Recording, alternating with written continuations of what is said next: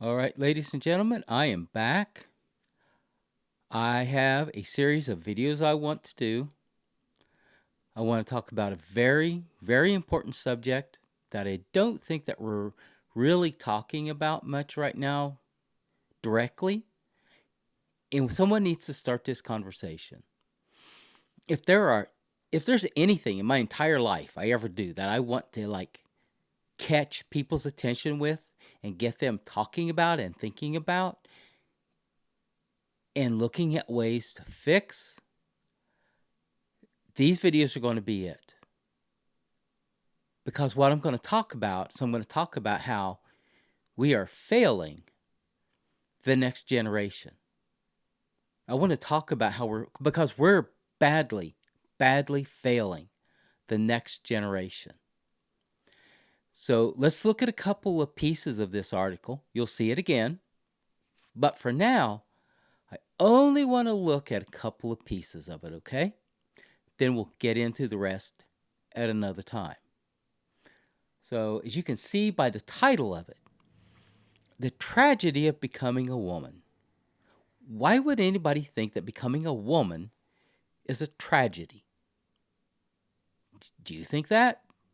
Do you think becoming a woman is a tragedy? There's a certain mindset. And I want to talk about how we fail in this video, how we fail to prepare the next generation for adulthood. Because this is at the core of what she's talking about here. So I want to talk, just as a background, at this first little paragraph where she says, I'm 9, I'm small for my age, but I'm strong, I climb trees, I make dens, I play out all day in the summer. Yeah, it sounds just like me and my sisters, our neighbors. Everybody did this, does this, if you're raised in a place where you can do it. Right? She says, I wasn't a tomboy, I liked dresses, she liked her long red hair, right? Her collection of Sylvanians who live soap opera lives and neat plastic houses. Just an average kid, just a normal girl growing up, right? But something changed. Something didn't happen later on. And I want to talk about that. So let's scroll down to the other part of this that I actually want to mention. There's going to be 2 other little pieces we're going to look at. And then we're going to come back to this another time. Let's take a look.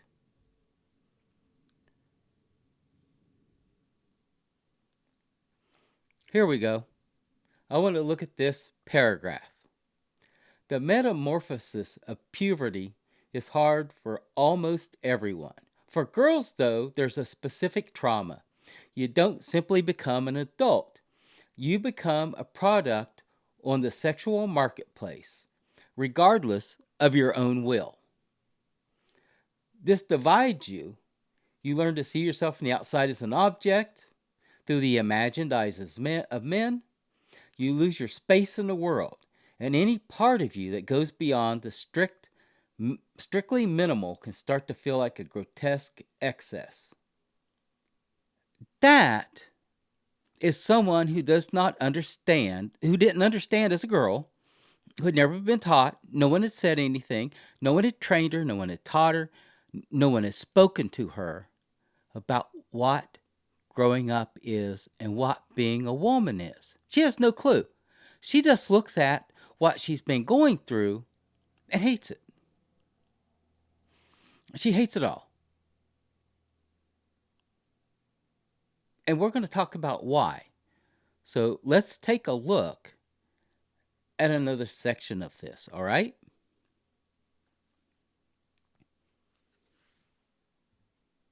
All right, and I'm not going to get into the detail. We all are kind of getting the idea of what this transition, dysphoria. So I don't want to get too much stuck in just her specific story. We're all starting to get an idea of what this educational, media, medical, transition, dysphoria juggernaut of society looks like, right? We're starting to get the picture, but I want to point out another little piece of the story that I think you need to understand. And that's this first paragraph here.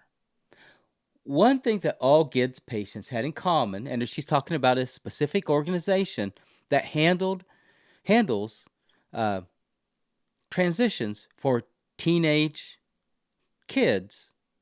So that's what GIDS is. Was that they had far more going on than just gender trouble. So these kids, they're not just having gender trouble. A 2012 study found that associated difficulties included, and look, there's quotes, non-suicidal self-harm, suicidal ideation, suicide attempts, autism spectrum conditions, ASCs, attention deficit hyperactivity disorder, what you and I call ADHD, symptoms of anxiety, psychosis, eating difficulties, bullying, and abuse. That's a whole lot on a kid's plate. Wouldn't you agree? Wouldn't you agree that's a whole lot on a kid's plate? Because I think that's just way, way, way, way too much.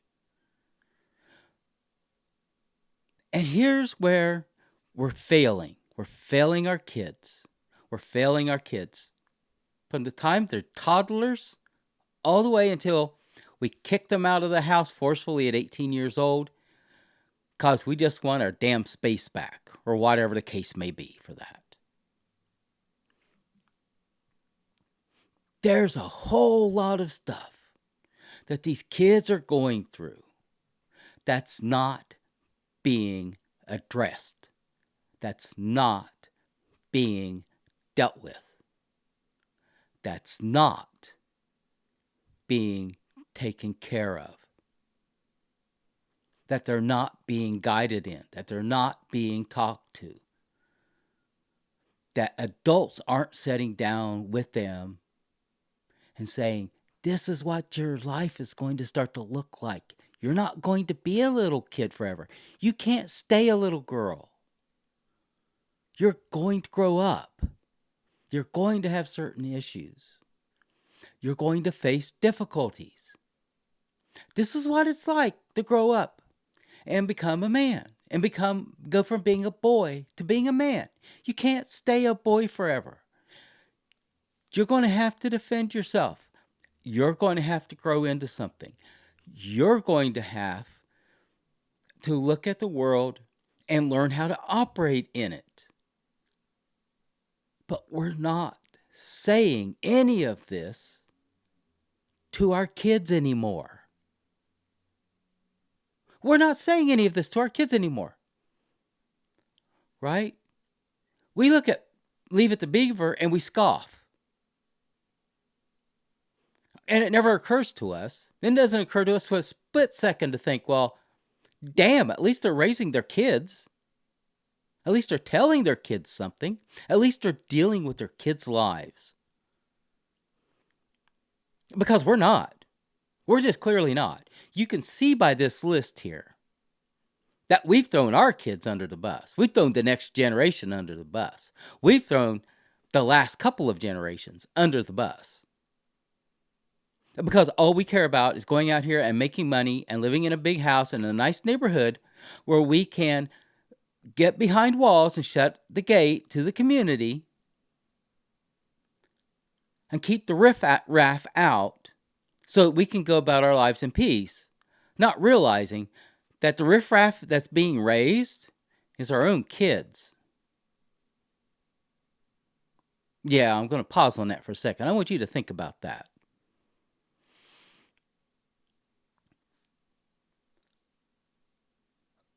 When I use the term lower culture, I'm not just talking about having bad and sour attitudes towards other people in certain ways.